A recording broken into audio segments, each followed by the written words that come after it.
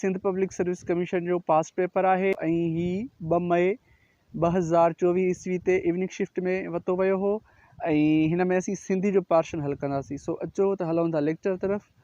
हिन में 41 सुवाल आहे। चंड पंध ऐं करही जो ज़िक्र शाह जे रिसाले में कहिड़ी सुर में मिले थो? त इन जो जेको सही जवाबु आहे उहो ऑप्शन डी आहे, यानी सुरखंभात।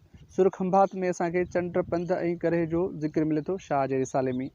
अॻियो सुवाल आहे त रुबाईअ में मिसराऊं केतिरियूं हूंदियूं आहिनि? त इन जो जेको सही जवाबु आहे उहो ऑप्शन सी आहे, यानी 4।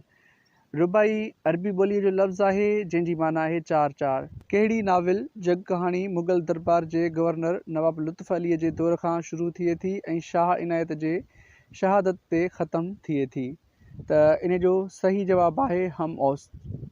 अॻे सवाल आहे कहिड़े शाइर चयो आहे त संग सुरहो रब जो ॿिया संग सूर थियनि? त इन जो जेको सही जवाबु आहे उहो ऑप्शन सी आहे, अब्दुल रहीम गरहोड़ी। मियां सरफराज़ जे क़ैद में लिखियल मशहूर मदह कहिड़ी सनत में लिखियल आहे? त इन जो करेक्ट ऑप्शन आहे ऑप्शन सी, सनत तरसीअ। किताब ज़ादिल फ़कीर जो मसनफ़ केरु आहे? त इन जो जेको दुरुस्त जवाबु आहे उहो ऑप्शन बी आहे, मोहम्मद हाशिम ठटवी। ख़लील जिब्रान जो किताब पैगंबर सिंधीअ में कंहिं तर्जुमो कयो आहे? त इन जो सही जवाबु आहे ऑप्शन सी, साकी सजावली। सचल जे सिंधी कलाम जो मुहावरो कहिड़ो आहे? त इन जो सही जवाबु आहे सिरी, ऑप्शन सी।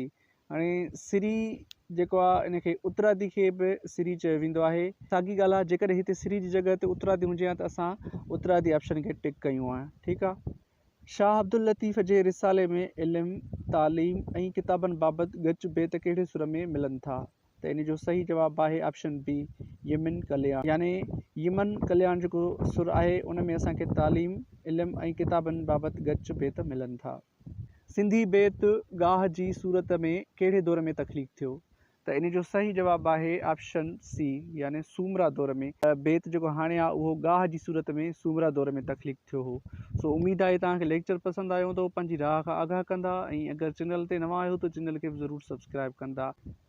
हलूं था, अल्लाह हाफ़िज़।